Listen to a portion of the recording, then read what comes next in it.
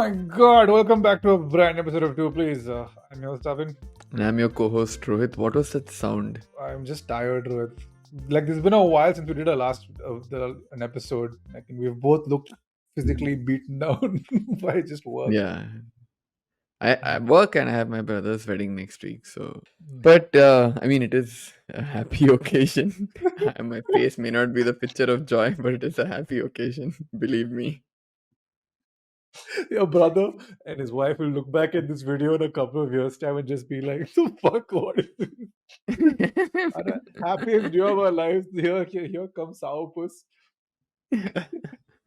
No, it's all good. I'm really looking Um, forward to the wedding day and the day immediately after, where I'm gonna just leave. Anyway, Yeah. happy married life, soon to be married life to Ashish Rohit's brother. Yes. Congratulations Yes. uh, from the both of us. Oh, from me, I don't know about Rohit. Rohit's like, just fucking get this over with. No, no. The same. The same. So, what are we discussing today? I mean, speaking of both of us looking dead. Okay, so we're talking about the death of Bollywood. Ominous sounds everywhere.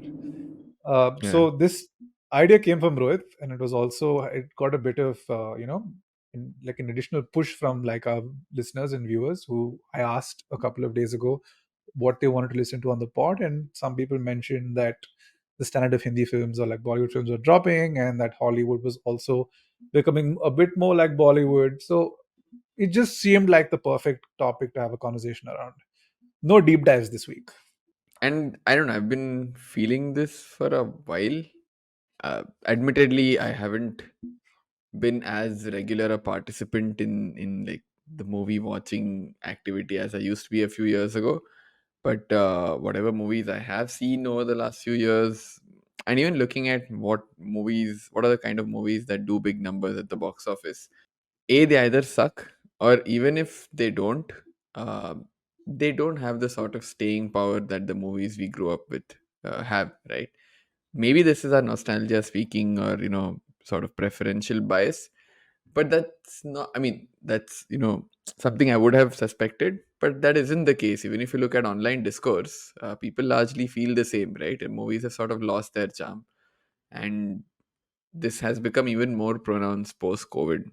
But anyway, before we sort of dive into the meat and bones of the topic, that's essentially what we are going to talk about: death of Bollywood, and we are also sort of going to talk about how the themes that have been at the center of Bollywood films for decades now seem to be finding some sort of strange resurgence or acceptance in non-Indian markets, right? In some of the new properties that we've come across. So it's a fairly, I wouldn't call it vague topic. It's a very free It's form a discussion that we're going to have. Exactly. What is that? Uh, Stream of thought. Hmm. Stream of consciousness, yeah. Stream of But consciousness. Yes. before we dive into that stream, let's start the show. Oh, beautiful. I love that.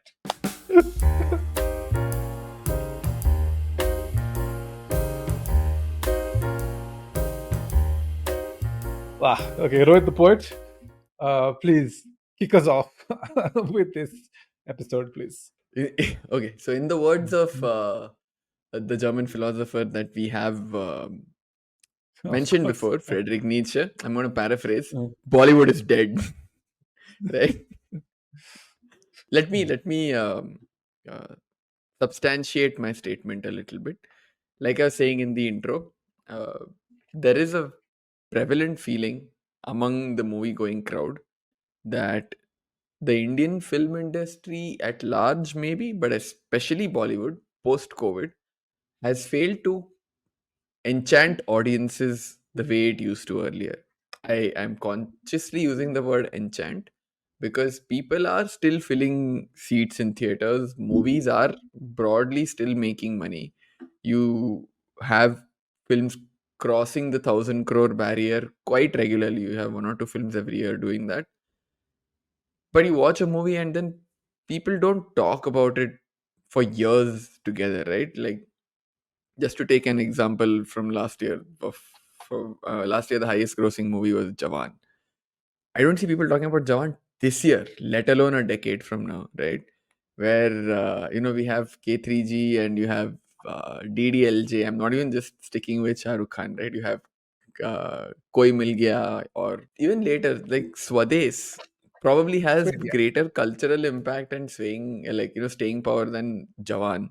Swades probably is considered a break-even film, right? It's not like a smash hit, but we remember more of that, and it's stayed with us a lot more than the movies of the last few years, right? And I have my theories as to why, but before that, do you agree with the sentiment? I mean, what do you feel? Oh, so this is probably the first year in a very long time where I don't have, like, I don't recall watching more than two Bollywood films in theaters or any at this point.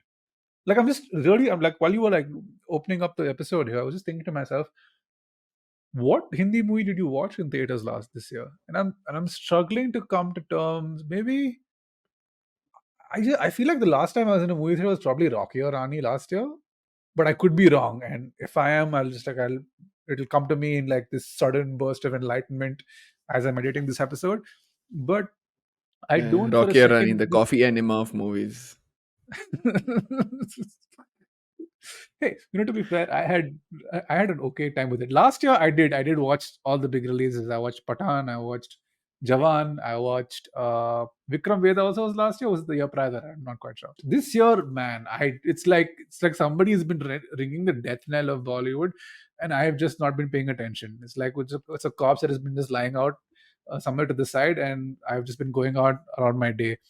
There is, and I think that's a really sad aspect, especially for somebody like me. So Rohit and I have famously grown up on Bollywood films, and they haven't always necessarily been good Bollywood films, but they've been memorable Yeah, to a certain degree with regards to just the kind of films and and their stories, their acting. Like even Koi Mil Gaya, as he was bringing it up, Koi Mil Gaya has aged poorly yeah.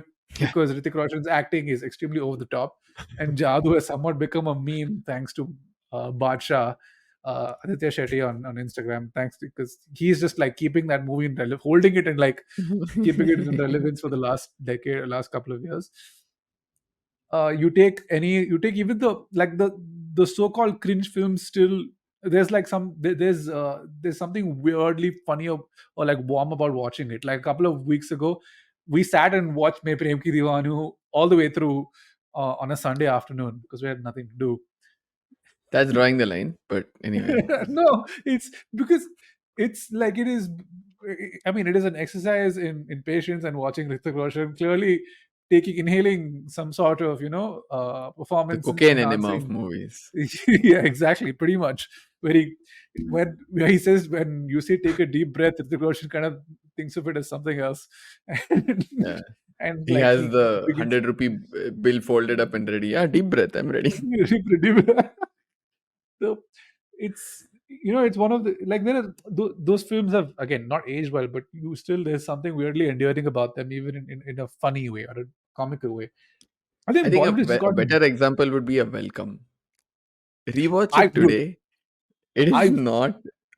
I feel again welcome if you introduce the movie to someone now and who watches it for the first time may not appreciate it because we have again there's a bit of nostalgia attached to it. Similarly with Andaz Apna Apna, you can't watch Andaz Apna Apna right now and expect to think this is like the funniest thing ever. But Yeah. having grown up with that film over repeated viewings, like I just burst out laughing the moment Govinda appears on screen. It, Teja मैं हूँ तेजा मार कहाँ है नहीं मार कहाँ है like yeah, just quoting it doesn't convey the humor. It's the memory that's associated with it. yeah. Now I just want to like take a moment to go through the top grossing films of 2024. And just generally I want to like, and this is something that I noticed, and this maybe I may be wrong, my thesis may be entirely like incorrect, but let's just try and go through it. So number one is 3-2, which I have not seen but a lot of people have seen and have spoken glowingly of. I Reviewed pretty have. okay. What I was it can good? give it. I don't know who the audience for it is. It's not. It's not me. Hmm. It's not Metro India. Uh, Not that we can't consume it. Uh, it doesn't entirely gel with my sensibility, I would say. And I like horror. I don't mind a decent horror comedy. Um, it's very dumbed down, from the humor to the premise to resolution. It's very dumbed down. The only positive I have for it is it's probably one of the better multiverse attempts that's going on in Hmm. Bollywood right now. I would still Hmm. rate it higher than whatever the hell they're trying to do with Pathan War and stuff. Uh, it's fun when you see Bhedia come in at the end. I'm like, oh wow, I didn't know they were doing this. But Very yeah, interesting. Huh. it is definitely not the best movie of the year. If Hmm. business is should be a function of quality, it's not the best movie of the year. Yeah, I was coming to that point. So I think with Three Two was like was the most highest grossing film this year. Kalki 289880 followed soon after. Again, very mixed reviews as far as I know. Uh, Made a shit ton of money clearly. Fighter, which yes, this is the movie I saw in theaters. So I went and watched Fighter in theater, which served as a 3 hour advertisement for Hrithik Roshan skincare and a half an hour Also period known as for Bottom Gun. what? It's it's Uh, it's Top Gun done badly. So like, how what do I call oh it? God, Bottom Rohit! Gun. Oh, never mind. Oh God, yes. No. Then obviously, then it's also an extreme jingoistic piece of media, like some truly on the nose Yeah. nationalism at play No, here. and Yeah. the Pakistani and pilot and I forgot this guy's name. He has some outlandish name, Hrithik Roshan. Hmm. Uh, are like chatting with each other. Imagine the radio operator, sir, ये वापस हमें में बकचोदी कर रहे हैं यार मतलब shoot the missile and go back to your base means ये लोग क्या time pass अंताक्षरी खेल रहे होंगे. No. We have to demonize the what do you call see our neighbors as much as possible. That's just how we go. We were Yeah. Shaitan, which was like an Ajay Devgan film, I think starring Madhavan. I don't remember much.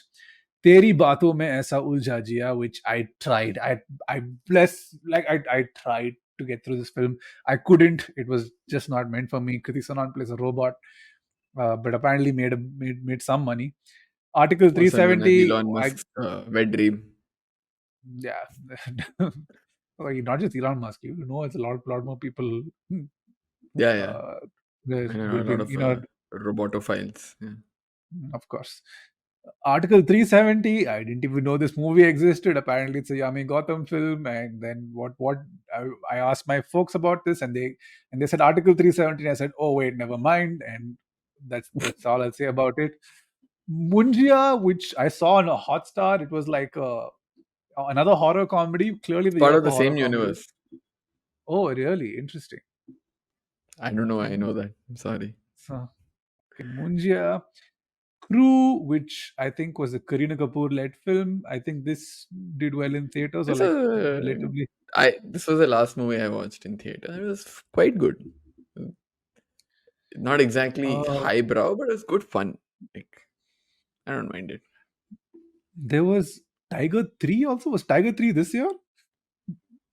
Which. Or who knows? Who cares? Who gives a fuck? So I, have since given up on the Tiger films after watching Tiger Zindaya. But Tiger 3 apparently rolled into theaters and has now had a resurgence in what we'd like to call the cultural zeitgeist, right? How? Why? And it's the most random fucking reason. You will not believe this. So there is a director on Twitter, or not a director, like he's a games director, who loves sharing his opinion on films. And if he likes a film, he will go into like extensive detail about what he liked about the film. And if he doesn't like a movie, he'll just say, I watched so and so movie. He was on a flight from I don't know where he was going, and on the flight he watched Tiger 3 for the first time, and he wrote a glowing review of it, saying, "Oh, this was such an action-packed film. I really wish I watched it in theaters."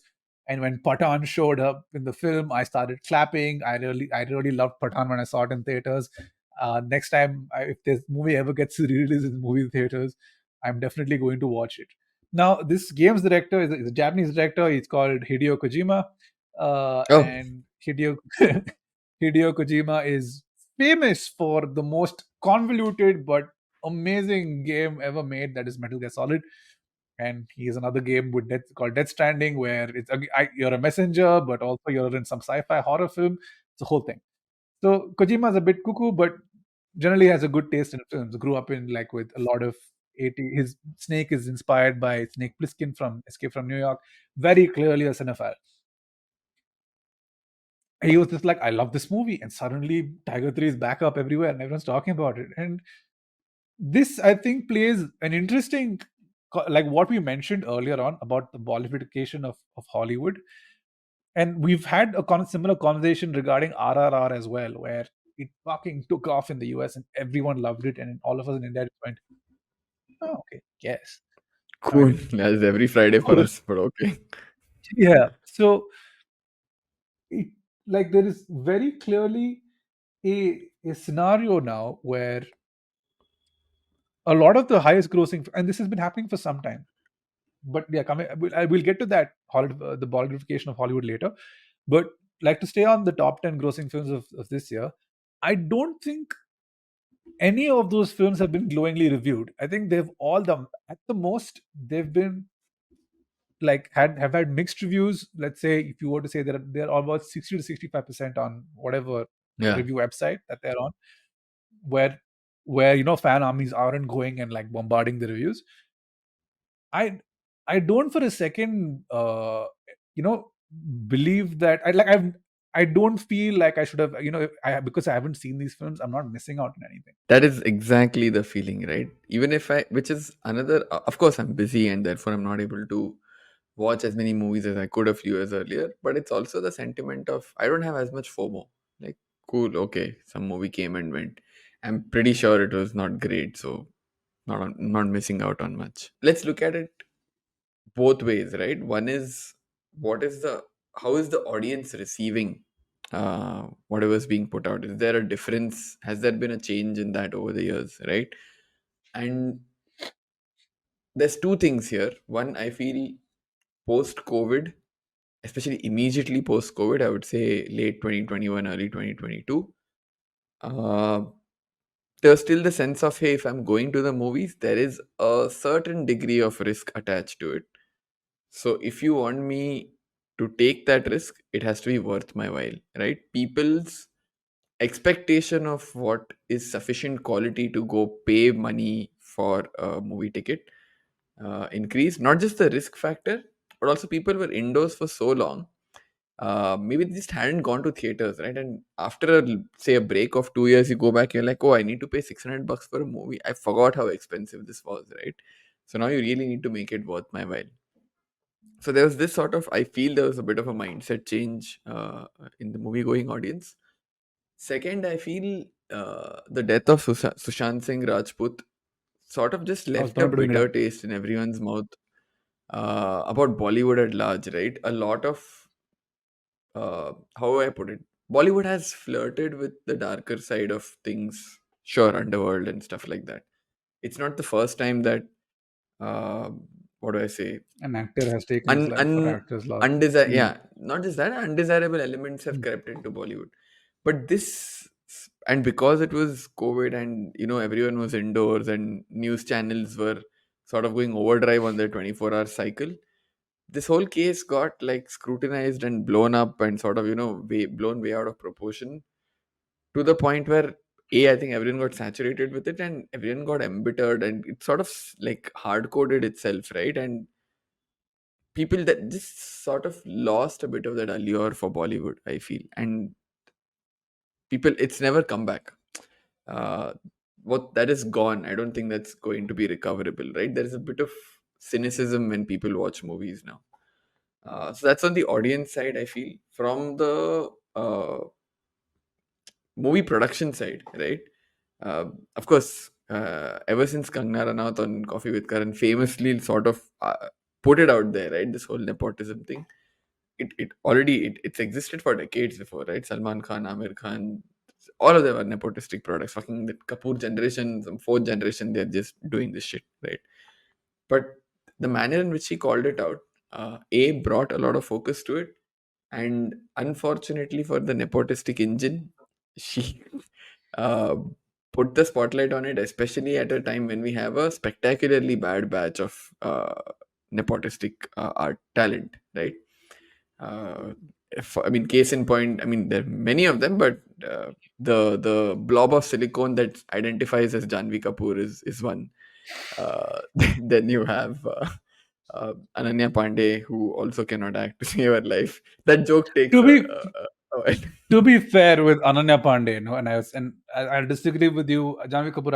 I agree that I feel Janvi Kapoor is Ananya trying to Pandey, have Alia Bhatt's I script would go a little, Hmm. She's Because probably she did relatively, she did the very smart thing because all the actors, and I remember Ranbir Kapoor talking about this a while ago, saying, "I will not go on streaming. I will not go on streaming because my audience is in the movie theaters."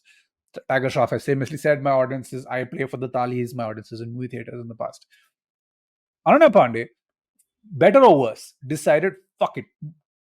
I am a nepotistic child. I like I'm I. She's not even like what you'd consider prime nepotism. She's Changi Pandey's daughter, who himself has had a fucking horrible, torrid time in Bollywood come the 90s. So much so that now he's yeah, a Bangla superstar, which is there is no obviously there's no that's a whole other conversation. But what she did, she did the commercial films, but she also decided, okay, there's a new generation of kids who aren't watching films but are watching shows and are watching yeah, Netflix shows or like. She said, "Screw it! I will just starting with Gaya, Kho Gaye Hum Kahan, which I liked. Kho Gaye Hum Kahan was last year or earlier this year. That was a film yeah. that was on Netflix, and Very I interesting quite until the last 20 minutes. where I it was like, fully falls what the off the rails. Yeah, yeah, fuck? yeah. I get it, but even her Emily in Paris knockoff, there is something about like she's smart. She knows, okay, I will cultivate an audience on a platform on these platforms, and that's how I will build my brand. Yeah, she's Janvi at Kapoor least has being tried. smart about it. Then you have, I can't even remember the other names. Khushi Kapoor, and what's Shah Rukh's Oh daughter's goodness, name? I keep forgetting. Suhana Khan. Oh yeah, yeah, yeah, yeah. Yeah, or even Arjun Kapoor. When you were saying Ranbir Kapoor said my audience is in the theaters, Tiger Shroff said my Arjun Kapoor will be like, where is my audience? I think Arjun Kapoor is now he's now turned him like he's switching to like the villainous roles. Is he not the What, because of antagonist? Singham again? Is he in Singham again? He's the antagonist, is he not? I think He is apparently, yes. Singham again is apparently a huge hit, and again, which therefore it's basically like the Marvelization of Bollywood Yeah, to a yeah. certain degree, It is where like you've got a Cop Wars, Avengers of Cop Wars. yeah, dear God, huh. But again, so one is obviously the sort of talent that the industry is pushing. Uh, I think it's becoming extra egregious because these bad actors are taking bad projects. So it's like magnifying that irritation. Um, and second, again, this could be my point of view. Uh, this may not apply to every Indian. India is very vast. This thing, it may not apply to everyone. Some people might say I'm being elitist or hoity-toity with this opinion, but I feel Indian cinema has, not that it's ever been super intellectual, but every year you have a handful of movies which carry the beacon of, hey, there is something for the thinking man to watch every year. You'll have 20 nonsense movies, but you'll have five like this, whatever, and they do reasonably well because what we call parallel cinema up until recent times was economically viable enough for these movies to consistently be made every year. Now I don't know what's happening behind the curtains economically, but these movies just don't get made. If they do, they either come on streaming, or like we discussed in the case of Lapata Ladies, they come in theaters, nobody watches them, they come on streaming, and then they're streaming darlings. Everyone's like, hey, we should have done, watched it in theaters. Movies like this should do business. Like, did you go? No, then shut the fuck up, right? So everyone's just preaching. It feels like that parallel cinema industry is shrinking, right? So there's lesser and lesser. content to watch if you want something thoughtful. There is quite a lot of good stuff on streaming. Delhi Crime is a good show. Patal Lok is a good show. Mirzapur is not a good show. It is the It equivalent. was a It's good show, I trash. guess, at a Maybe the point. first season. Mm. There's a lot of good stuff coming out on streaming, but again, streaming has now become so disaggregated. Um, Maybe it's also that, right? It's the abundance of content, and you just fatigue, and it's like, bro, just fuck all of it. Like everybody wants a piece of the pie, right? That's the whole thing. Like Netflix came, then Prime came, and then Z came, then Woot happened, then there's. But I'm sure I'm missing out on Balaji Art Films also happened. I'm yet to Okay, see a Alt Films is Balaji the Art. softcore Yeah, channel. yeah, I did. I'm yet to see like anything come out of that.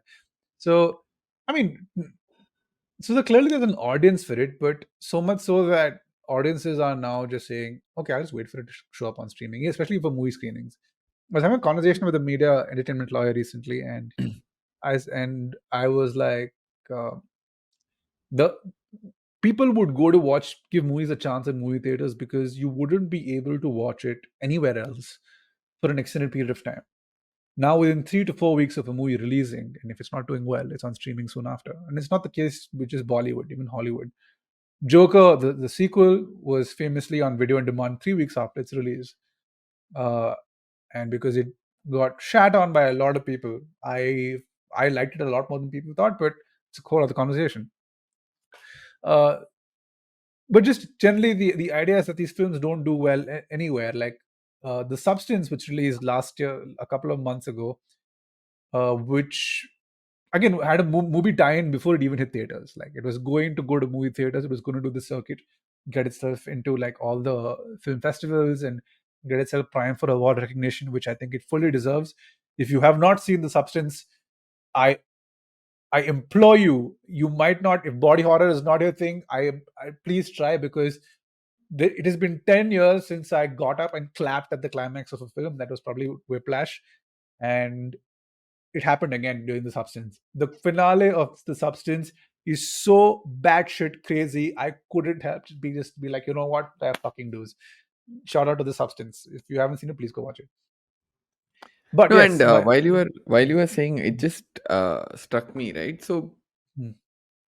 Hollywood is facing, or international cinema is facing, its own set of has its own forces, right? The shared Hmm. universe, the comic bookification of movies, your blockbuster space. There are things happening which, artistically speaking, may not be optimal, but that parallel space still exists and it's Hmm. thriving, right?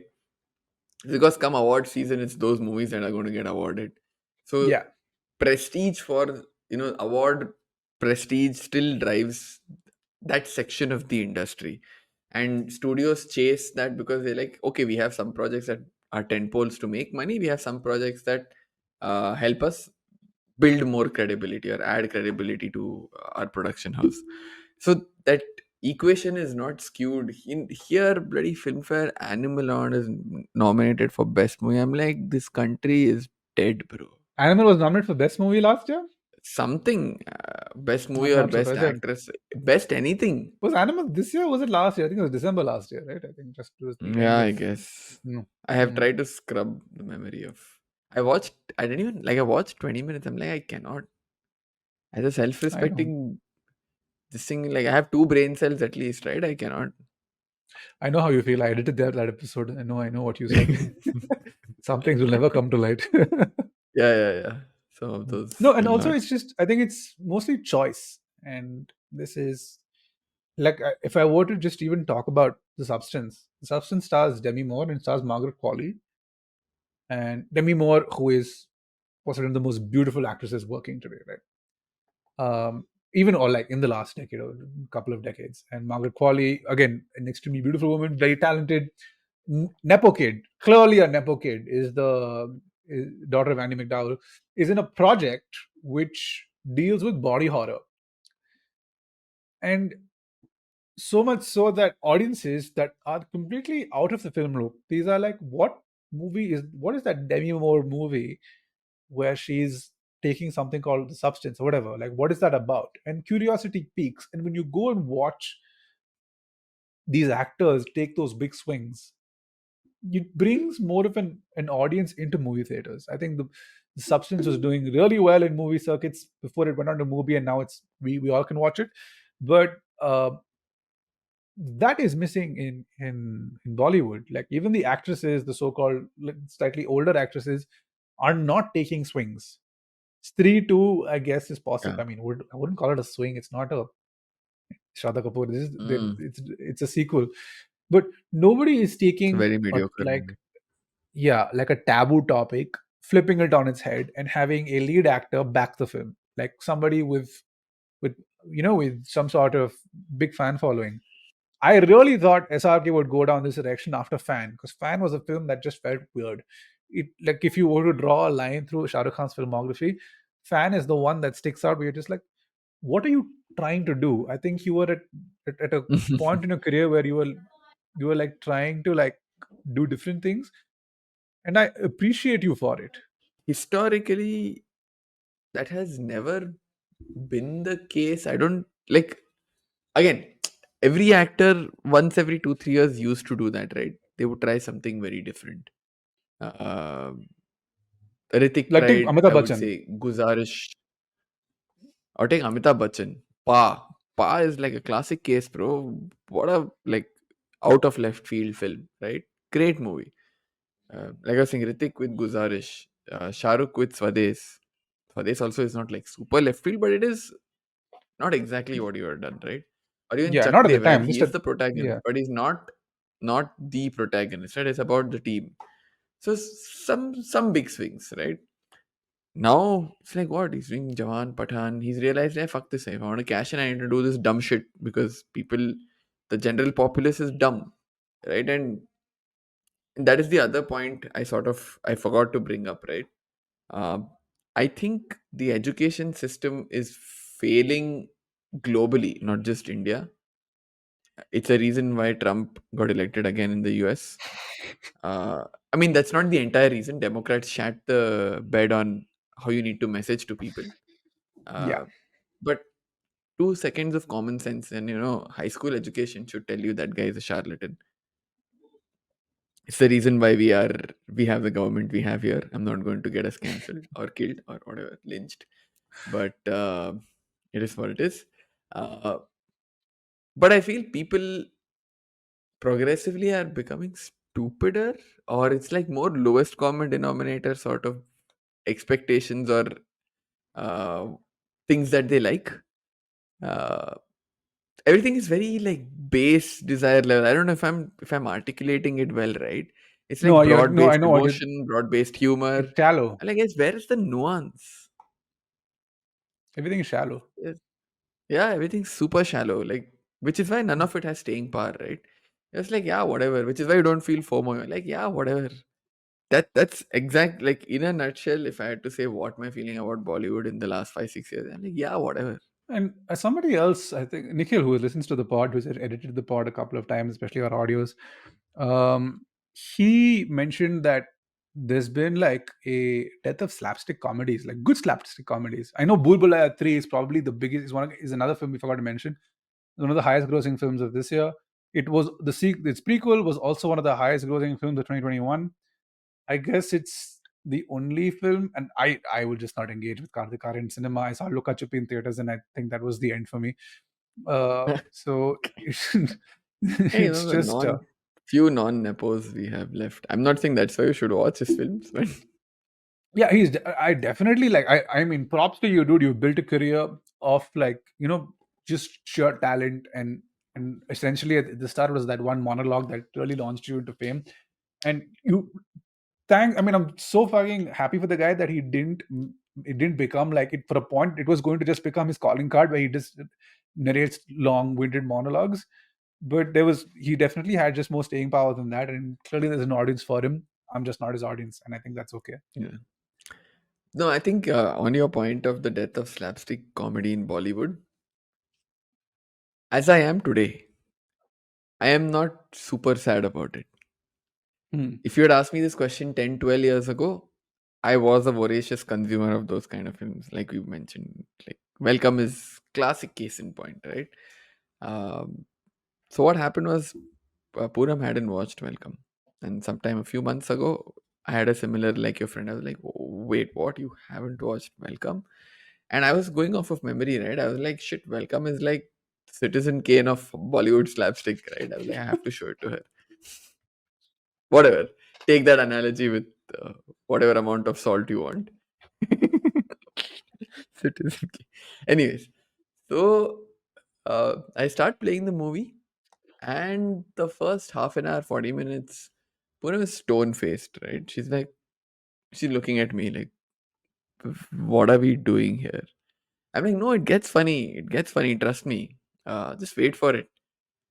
And then it's been 40 minutes. I'm like, bro, if I would wait 40 minutes for the first belly laugh, something is wrong. It doesn't, I can it's imagine. I at can. this stage in my life, it's not a very funny one. Yeah, maybe it was funny when I was younger. uh, with changing sensibilities as you grow older, I'm like, I am personally okay with the death of Bollywood slapstick. It's fine.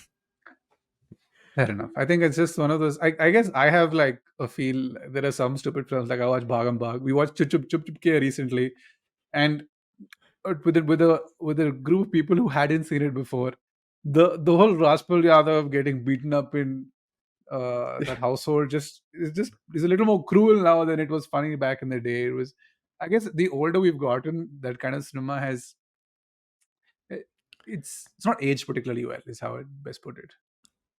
Yeah, yeah, I guess.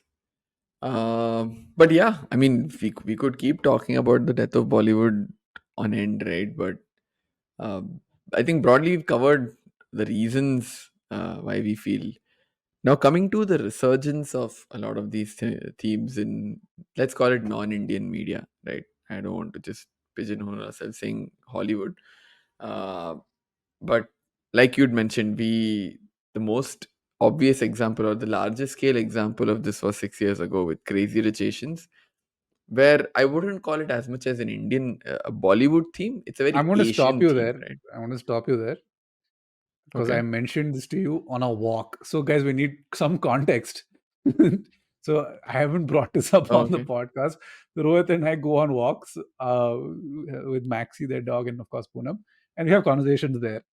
So, yes, uh, that's the context. I'm just setting up context so Rohit can take it Oh, I thought I was just seamlessly. I was like, yeah, yeah, cool. from Yeah. there. No, so that's where Abhin and I were discussing. So I wouldn't call it Indian like Bollywood themes, more Asian themes, right? Like placing family over self. It's a very Asian thing. The West is a lot more individualistic as a society. So Crazy Rich Asians was probably the biggest uh, mainstream cultural export. Not that Asian movies have not found favor in the West earlier. Uh, I mean, the whole storied history of it, but Crazy Rich Asians sort of brought it back into, as we call, the cultural zeitgeist. Uh, and a more recent example, again, what Abhin and I were, in fact, all three of us were discussing on the walk was Nobody Wants This. Again, Nobody Wants This is based up around is centered around the Jewish faith. So very Western. I mean, it's not an Asian or an Indian thing, but because Judaism is a very old and, at least as it is shown in the TV series, a very orthodox religion. That orthodoxy feels very Indian, feels very Asian, and having the Western, your air quotes, neoliberal characters placed in these orthodox, scenarios of orthodox expectations feels very Indian, right? This is a trope that's been played out in Bollywood movies ad nauseum. So while I don't think they're taking inspiration from Bollywood sources, so to speak, to us it feels like ground that we've tread countless times before. So yeah, like just we've had this Rohit and I we've had this discussion, and I remember watching Crazy Rich Asians on a plane somewhere, and I was just like, okay, I see the appeal, like the daughter-in-law, like this to be daughter-in-law who has to like buck traditional family tradition and has to deal with like this whole like it felt like a very Indian film, like you mentioned, right? and it resonated very deeply with with a Western audience, primarily because of the individual lifestyles that they lead. But I think now, especially with Nobody Wants This, which again, I remember us having this conversation about how you felt like the entire show was carried upon just the chemistry of the two characters, and of course the uncomfortable situation that they have to navigate through. I just feel like what we're doing, and this is a problem with Bollywood that I've had for the longest time, is that you don't make, by putting themselves in like stressful situations or slightly unorthodox situations, you develop very disinteresting or very not so engaging characters. Like there's not a Mm. lot of, barring just the current conflict that they're going through, there isn't a lot of depth to them.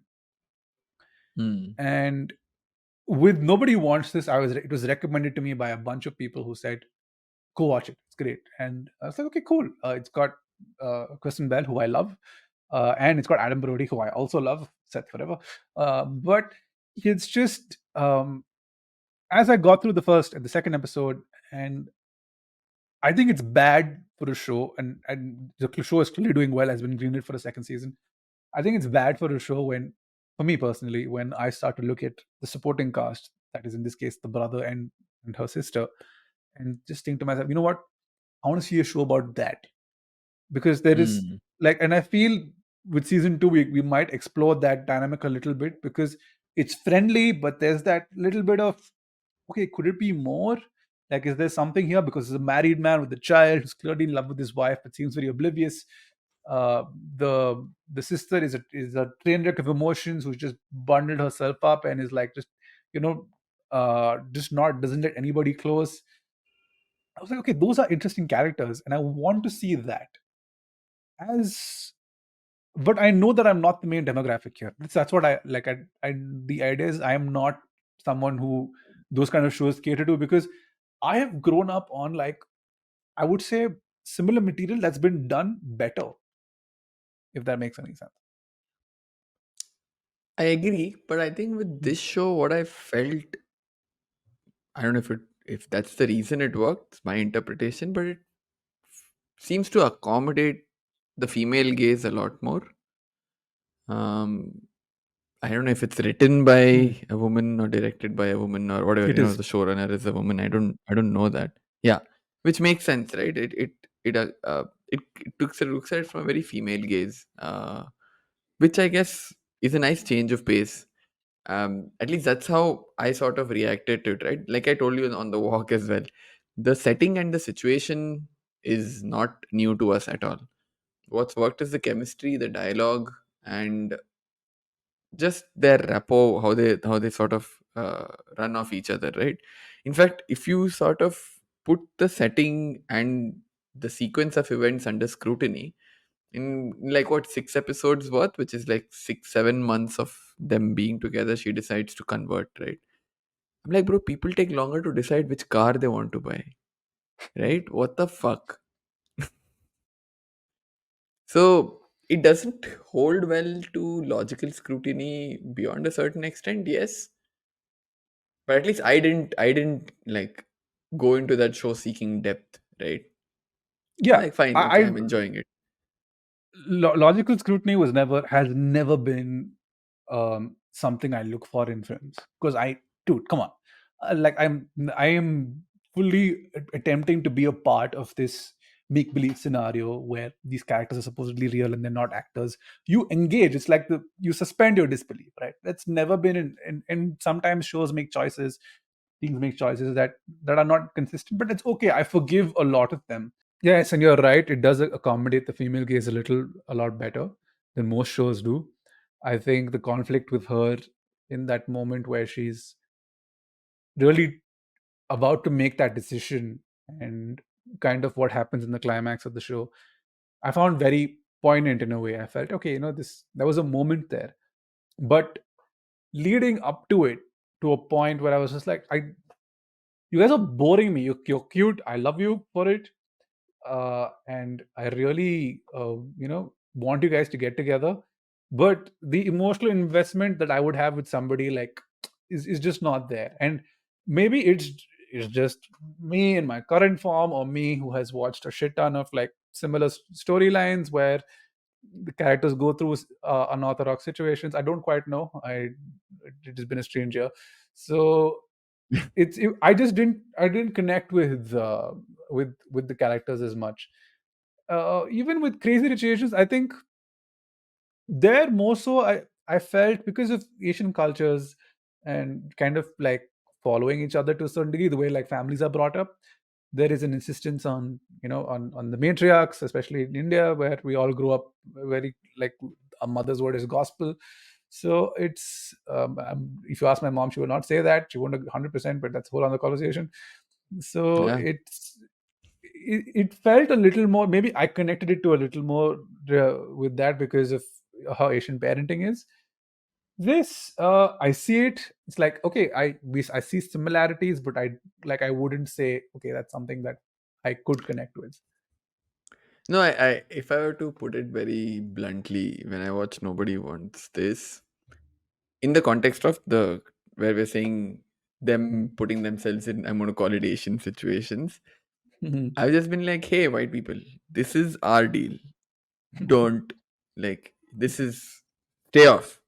You do your whatever things you individualistic. These kind of problems are ours. Don't appropriate our problems. But you very clearly see an audience for it. I feel what is going to happen in the coming few months is, I think a lot of Western audiences will open themselves up to the more traditional commercial aspects of cinema, of Indian cinema.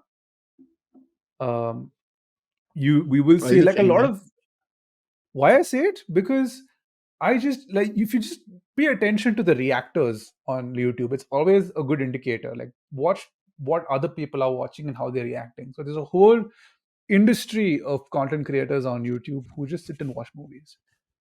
And one of the most reacted to movies, not just Indian movies, reacted to movies is Three Idiots. It is literally across, not just China where it did like $1 billion or whatever, but one of the most rewatched, well, one of the most watched films by a wider audience.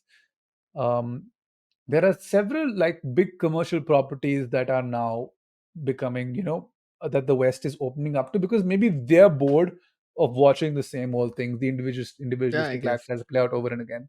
So they're looking for something that's a little more on edge. It's like trying magic masala for the first time. It's like, what is this? And you're like, oh, holy shit, I'm hooked. I would probably look at it less on edge, and maybe the loneliness of the whole individualistic approach is getting to them. Yeah. Society is feeling social fabric is stretched right out there right now, right? So maybe they look to it for comfort. Right? People aren't maybe a lot of people aren't able to either don't have a relationship with their family or aren't able to spend time with them. So this is a nice proxy, maybe. I don't know. I mean, I'm just hypothesizing. No, you're Both of not our wrong, reasons could be equally valid. because when I first moved to the US, the first couple of months I only watched Bollywood films. And this, because it's like a sense of It's familiarity a and little bit comfort, of right? home. Yeah. Yeah, it's a little bit of home. Like, I watched Kalaonaho to the point where I kind of couldn't watch it again because it fell apart in my head. Um, which is, again, Kalaonaho is in theaters, guys. Is it not? Because it is clearly everywhere. Uh, Also doesn't age very well. But oh god, yeah, it's a whole other whole conversation. I will get cancelled for my views on Kalaonaho. yeah. But yeah, but the idea, but I think that's the one thing Bollywood does really well. What it was able to generate that comfort, that, okay, you know what, I'm getting into this movie, even though I know it's bad. I know what it reminds me of a time. And now I think Western sensibilities are adopting what made commercial Bollywood so successful over the last decade or so, while still holding on to the stories. Like, they're not bad stories by any stretch of the imagination. It's just that Yeah. they're ensuring that, um, you know you get a bit of both. Yeah. Yeah. I agree. Interesting times, at least outside of India. Bollywood, I don't know, bro. Interesting. I I don't know. really think streaming, like we've addressed this on prior episodes, streaming might have just killed the movie industry. It has definitely impacted Bollywood to a certain degree, if not a massive degree. So Yeah. we'll have Yeah. to like wait and see what happens, I guess. Time to bite the bullet and get that old Balaji subscription. Make better content, guys. I want to see like nice left field choices from my mainstream Bollywood actors. Like this is a shout out if anybody's listening. Yeah. In case you are, I am also looking for some funding. So Me too.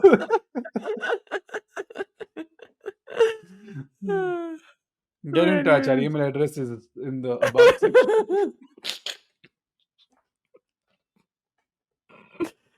But yeah, before we pimp ourselves out any further, I think Mm. we should wrap it up. Yeah, let's clear it up. Yeah.